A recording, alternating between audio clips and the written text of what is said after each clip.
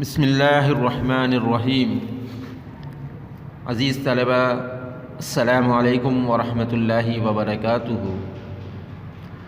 جماعت ہشتم میں اردو کی تدریس کا سلسلہ بذریعہ ویڈیو لنک جاری ہے، اور اللہ تعالیٰ کی ذات سے امید ہے کہ اب تک جو کچھ ہم پڑھ چکے ہیں اور جتنے اسباق پڑھ چکے، ان تمام اسباق کا کام بشمول یاد کرنے کے آپ نے تمام کام مکمل کر لیا ہوگا، کیونکہ ہر اچھے طالب علم کی یہی نشانی ہوتی ہے کہ وہ اپنا ہر کام وقت پہ مکمل کر لیتا ہے۔ عزیز طلبہ، سلسلہ تدریس کو آگے بڑھاتے ہیں تو بات کرتے ہیں اللہ کی دی ہوئی نعمتوں کی۔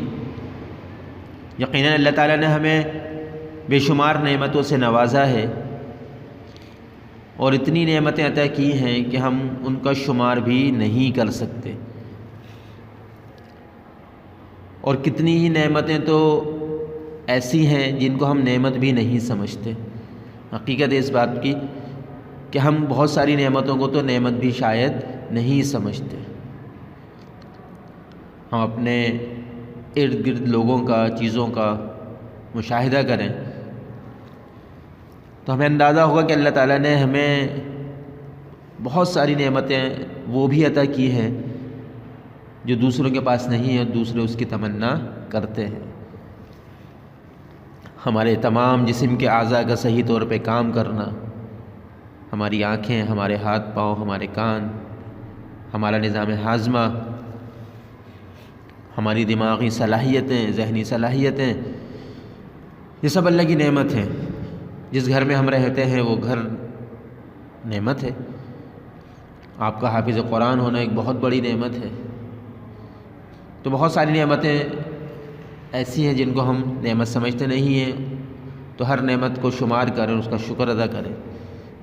یہ نعمت کا حق ہے کہ اس کا شکر ادا کیا جائے، اور شکر ادا کرنے سے کیا ہوتا ہے کہ اللہ نعمتوں کو بڑھاتا ہے، اور ناشکری سے اللہ نعمتیں چھین لیتا ہے۔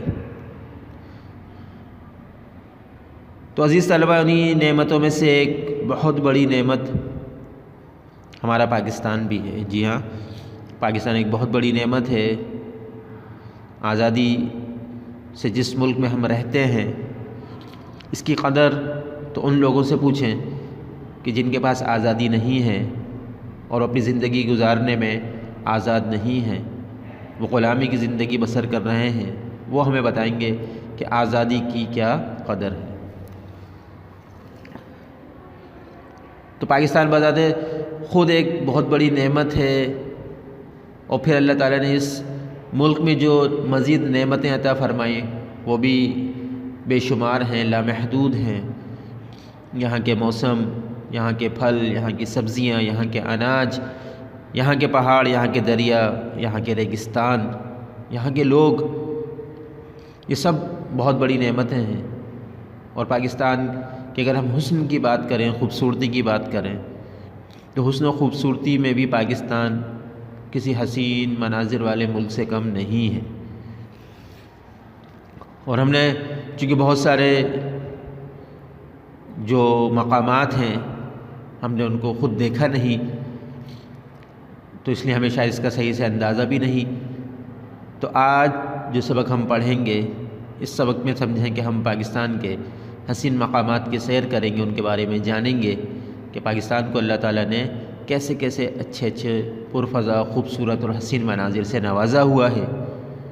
جی ہاں، آج کا سبق جس کا عنوان ہے مناظر پاکستان، جو کہ آپ کی کتاب کے صفحہ نمبر 95 پہ موجود ہے۔ جی ہاں، آپ کی کتاب کے صفحہ نمبر 95 یعنی پیج نمبر 95 پہ موجود ہے۔ سبق کی تدریس سے پہلے اس سبق میں آنے والے کچھ نئے الفاظ کے معنی نوٹ کر لیتے ہیں، جو کہ ہماری ترتیب ہے۔ اس ترتیب کے مطابق یہ کچھ نئے الفاظ ہیں جن کے معنی آپ کو بتائے جاتے ہیں، ان کو نوٹ کر لیجئے گا کاپی میں۔ پہلا لفظ ہے متنوع۔ متنوع کا معنی ہے مختلف قسم کے یا طرح طرح کے۔ دوسرا لفظ ہے عقل دنگ رہ جانا، یہ محاورہ ہے، اس کا مطلب ہے حیران ہو جانا یا حیران رہ جانا۔ تیسرا لفظ ہے وافر، اس کا مطلب ہے کثرت، زیادتی۔ تیسرا کے بعد چوتھا لفظ ہے خطہ یعنی علاقہ۔ اس کے بعد جنت نظیر یعنی جنت کی مثال، اور اس کے بعد لفظ ہے صناعی، صناعی کا مطلب ہے کاریگری، اور آخری ہے تانتا بندھا رہنا یعنی بہت بھیڑ ہونا یا رش ہونا۔ یہ ایسی جگہ پہ کے لیے کہا جاتا ہے جہاں پر لوگوں کا رش موجود رہے ہر وقت، اس مقام کے بارے میں کہا جاتا ہے کہ ہر وقت لوگوں کا تانتا بندھا رہتا ہے، یعنی ہر وقت وہاں پہ رش رہتا ہے، لوگ موجود رہتے ہیں۔ یہ سبق کے الفاظ معنی تھے جو کہ آپ کاپی میں نوٹ کر لیں گے، اور اس کے بعد ہم سبق کی بلند خوانی کرتے ہیں جو کہ آپ کی کتاب کے صفحہ نمبر 95 پہ موجود ہے۔ توجہ سے پڑھیں گے، شوق سے پڑھیں گے۔ شروع کرتے ہیں۔ بسم اللہ الرحمن الرحیم۔ مناظر پاکستان۔ کہتے ہیں کہ مناظر لفظ منظر کی جمع ہے جو نظر سے نکلا ہے، اور اس کا مطلب ہے دیکھی جانے والی چیز۔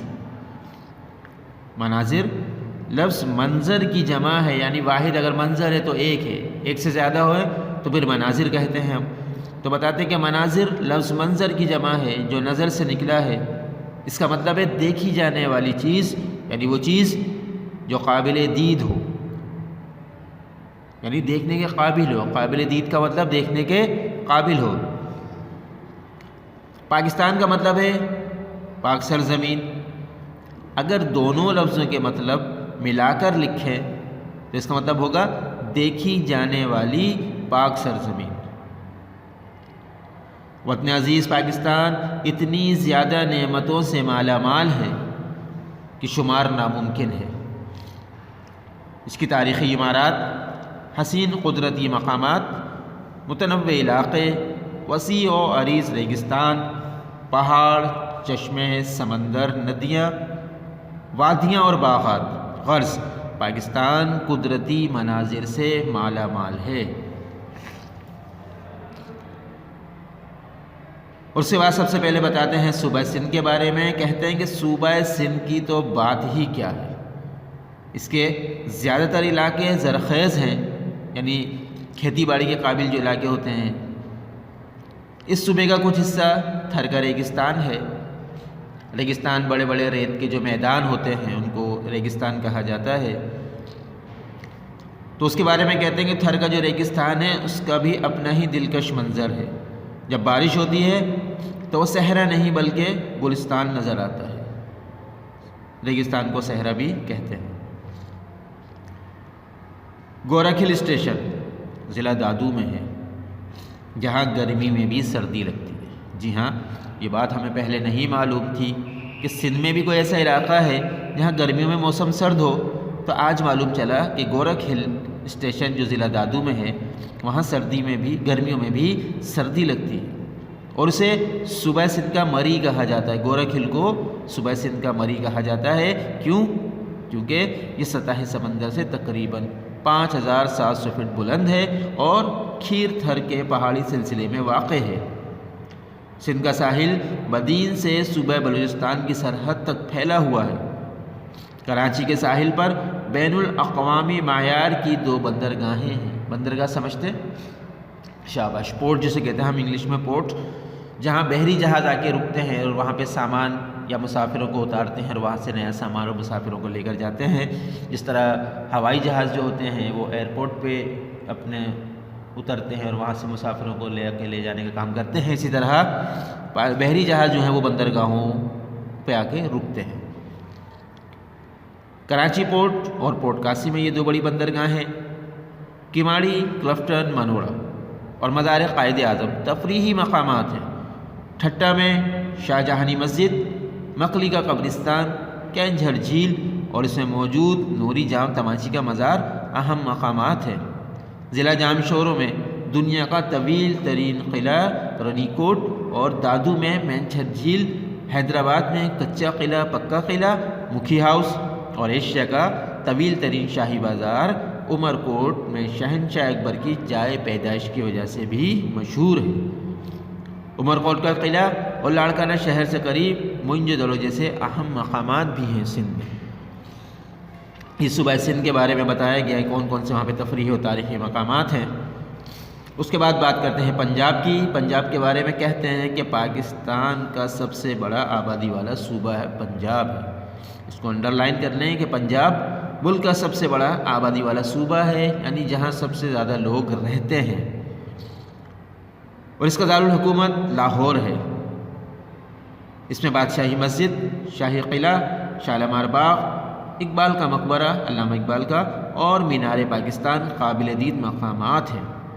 مری اور فورٹ منرو ٹھنڈے اور پرفضا مقامات ہیں، یعنی جہاں کی آب و ہوا اچھی ہو۔